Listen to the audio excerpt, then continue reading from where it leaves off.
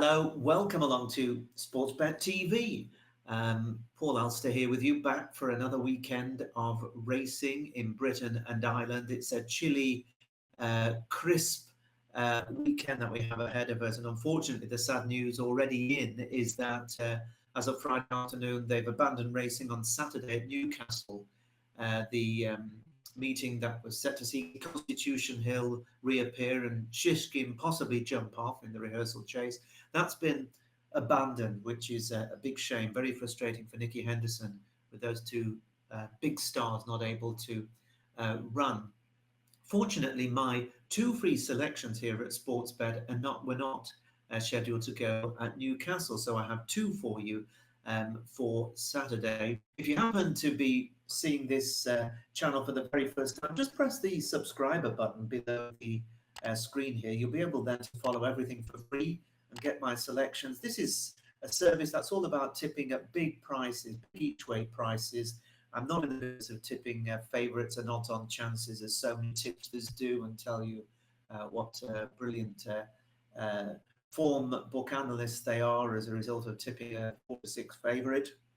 And over the years, and it's very nearly 3.5 years now, I've shown consistent profits over both seasons and the calendar years, always in profit. And that's also been the case very much as well with my Out in Front subscriber service, which has been going just over a year, has been in flying form over the last few months as well. So if you'd like to sign up and join that, there are 4 selections at Newbury on Saturday at Out in Front. And then you can do so by just clicking on the link in the description box of this screen. Only £25 a month, and there's no sign-in obligation that you're signed in and unable to cancel. You can come and go just as you please, but most people are sticking with it because they're seeing some very, very good profits. Now, you also saw a very good profit here last week, because I gave you just 2 selections, one on Saturday, one on Sunday. The Saturday one didn't run, Coconut, whatever it was called, Coconut Splash, unfortunately, was a non-runner, but Maurico De Vassi did run on Sunday and won in really terrific fashion. I hope you were on at the 16-1. And I know there's always people whinging in the comments box, about not getting enough winners, but really in recent weeks, there have been plenty of winners. There was 156-1 double 3 or 4 weeks ago, 16-1 winner from just one selection last weekend. I mean, you can't do much better than that for free. And really what that means is that over the November month, we're at £130 profit in November. That's why when you bet at these bigger odds, you just need one winner to turn everything around. And that followed on from an excellent October, where we had a £354 profit to level stakes. And of course, both September and August prior to that were also winning months with nice profits as well. So things really flying, not only at the Out in Front service, but also here with a far fewer selections at Sportsbet. Now, I have 2 for you on Saturday. Let's go to the first of them. Hopefully, both meetings will survive morning inspections. First to Fairyhouse, where the 2 o'clock race is a 2-mile, 1 furlong listed handicap chase, soft ground, 13 runners. Now, Gordon Elliott is just having the most amazing run of form. He's sent out 22 winners in the last 2 weeks alone, and his yard could hardly be going any better. In these good handicaps, he arrives with 2, 3, 4, or even, as it was the other week, 14 runners in one race. But here he relies solely on a horse called Grey Diamond, having his first run for nearly 8 months. The horse was a good third last autumn, first time out on his reappearance at Cheltenham, so he should go well after the break, and he's feared, no doubt about it. Philip Dempsey has a horse called Fighting Fit, named after myself, of course. He's been in very fine form through the autumn, and he arrives on a hat-trick after wins at Galway and Listowel at the festival. But he has gone up £17, so more is required if this horse owned by JP McManus is going to make it 3 in a row. Now, Henry de Bromhead's horses are running pretty well. He's got Dancing on My Own, who won very nicely at Cheltenham 5 weeks ago. He's gone up £5 on Irish ratings. Of more concern than the rise in the weights is the soft ground, because I think he's a horse who's best on top of the ground, which is why they went to Cheltenham last month. And possibly of more interest is his stable companion, the Folks Tiara.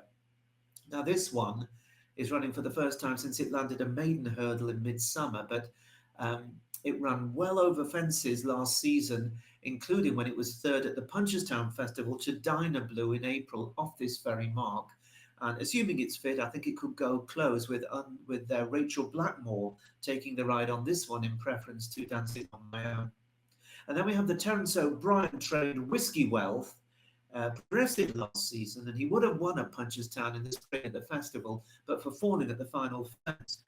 He's shaped with promise as well in his recent return to the fray at Cork in a similar event, and he doesn't have much weight, so Whiskey Wealth I think could go really well. My choice, though, at Fairyhouse in the 2 o'clock Saturday is a horse called Solness. It's trained by baby-faced assassin Joseph O'Brien, and another baby-faced assassin, Connor Stone Walsh, is a really fascinating jockey booking. This horse is very interesting for a top yard. He did very well through the summer on decent ground. He won novice chases at both Leopardstown and Tipperary, having made the high-class hurdler Soldier look to his laurels on Chasing Bow at Thurles in February. On his second start back after his summer break, he ran very well with a good horse called Coul de Soy in the Grade 3 novice chase at the Galway Festival in August. And then after another break, he ran at Cork. He'd been off for 3 months, so he might have needed it. It was 2.5 miles and soft ground, and he faded into 5th place after being there with every chance 2 out. I think that run will have put him absolutely spot on and makes him very interesting here. But of even more interest is the jockey booking, because the jockey is a young man you may have not heard of. He's called Connor Stone Walsh. Now, he is an up-and-coming apprentice on the flat. He's been getting all the plaudits and real rave reviews. Some are even saying he could be a potential champion jockey of the future on the flat. So it was a big surprise when he turned up to ride at Cork last weekend for the first time ever over jumps. And he rode a horse for Gavin Cromwell called the Galway Gallivanter in a handicap hurdle over 2.25 miles. And he looked so polished and stylish. And he went and won. He won on the 11-1 shot. First time he'd ever ridden over jumps. And he clearly has a future as a jump jockey if his weight gets the better of him on the flat. Now, this is going to be his first ever ride over fences. And you would think, well, that has to be a worry. But when you think he's riding for one of the top stables in Ireland, that of Joseph O'Brien, and Joseph will not have anybody that can't ride well on his horses. The fact that he's putting him up and that the jockey is able to claim the £5, I think is a really big vote of confidence in this young man.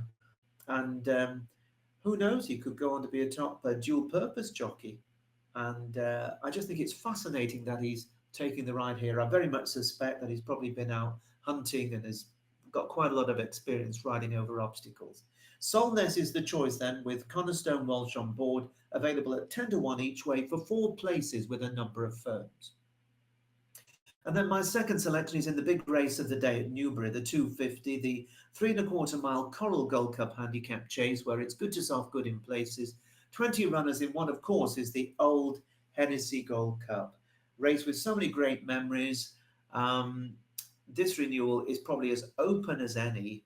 They're betting 15-2 the field. I can't remember them betting such a big price, the favourites here, for a very long time.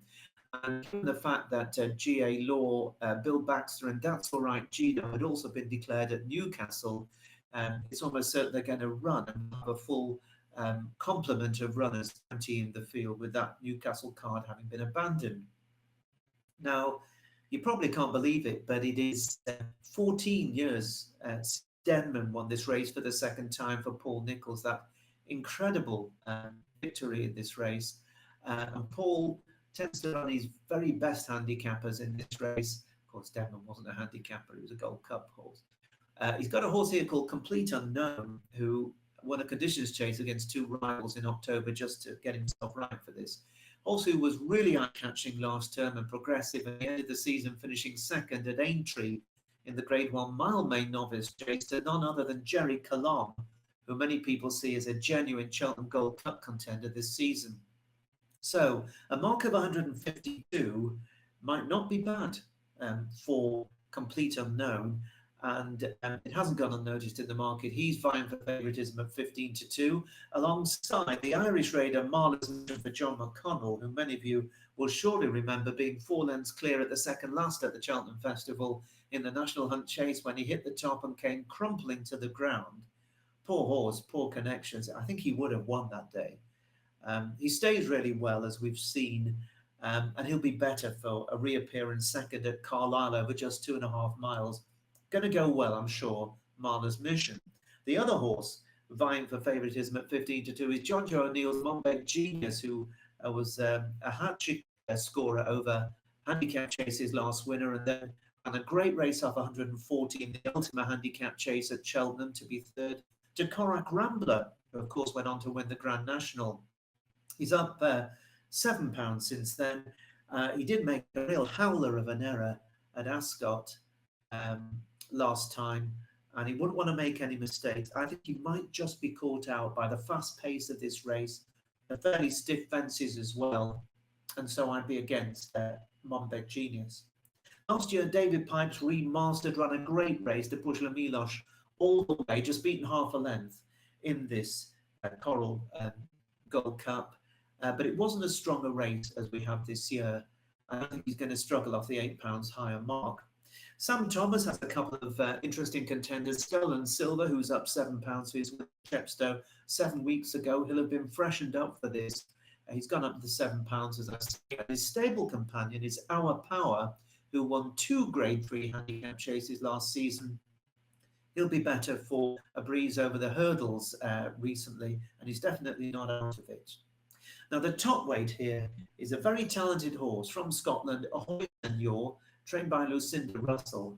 He's got a mark of 168. You know, that's a Gold Cup mark. But this horse tends to make mistakes, and he's very hit and miss. And I think that he's going to be taken on for the lead, and he has to lead really in order to get into a rhythm. And I think they could just take him on and get him out of his comfort zone, and he may blunder and fade away. If he does run a big race under this weight, it opens up all sorts of options for him later in the season. We've got Midnight River, Dan Skelton, very much respected, and one that's going to be on the premises. And also Nicky Henderson's Dewstart, a fascinating runner. He hasn't been seen as being brought down in the Scottish National Adair in April, but the ground's come right for him, and he's got a touch of class. And Nicky has won this in the past with some good horses, including the subsequent Gold Cup winner Bobsworth. I'm going to be backing 2 horses in this race. One of them I've tipped on my selections of the subscription service at Out in Front. They both are a pretty much similar price. The other horse is a horse that I'm hoping is going to frank the old adage, horses for courses. And his name here is Zanza. And Zanza is my choice. He's trained by Philip Hobbs. Johnson White, of course, is on the licence now. And Michael Nolan is going to be in the saddle. Now, this horse really loves Newbury. He's a stone better here than anywhere else. He's also a much better chaser than he is hurdler. He's had a couple of spins over hurdles at the end of last season and on his appearance 3 weeks ago, both at Newbury, but he just isn't a hurdler these days. So don't count it against him that he ran 2 poor races at Newbury. They were hurdles events, and he also rarely runs well first time out after a break.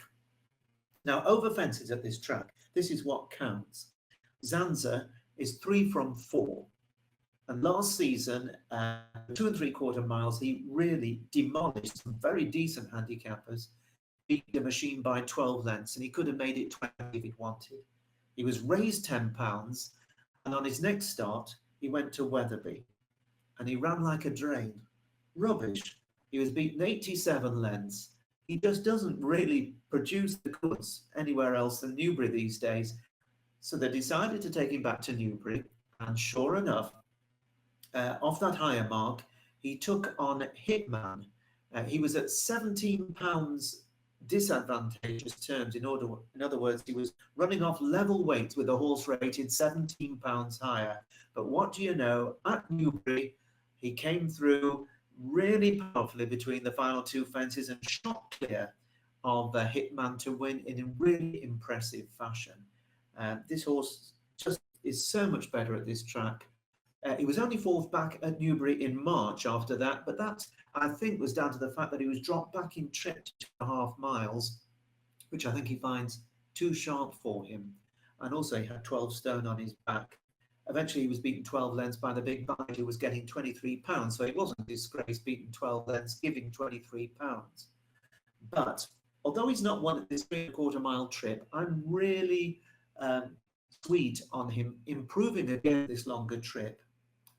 He finished it over 3 miles really well, and with the ground now coming for him, I think he's got everything in his favour. He does tend to clout one or two, but he is generally a safe conveyance. And you'll see him, all being well, coming there, I hope, to put in a bid somewhere after the third from home. And he's available at 22 to 1 each way for 5 places with sponsors, Corals. And I'm really hopeful that he's going to run a very, very big race. That's Anza, who I'll be backing along with one other in this race. And I can see him running a really massive race for Philip Hobbs and Johnson White. So those are the two for Saturday. Remember, if you want more selections, check out how to sign up at Out in Front. And as I say, quite a few of you have done that in the last few weeks. And I'll be back same time next week. Of course, let's hope that the weather doesn't intervene and we get to see some great racing, in particular at Newbury, but also over at Fairyhouse this weekend. Bye-bye for now. Best of luck.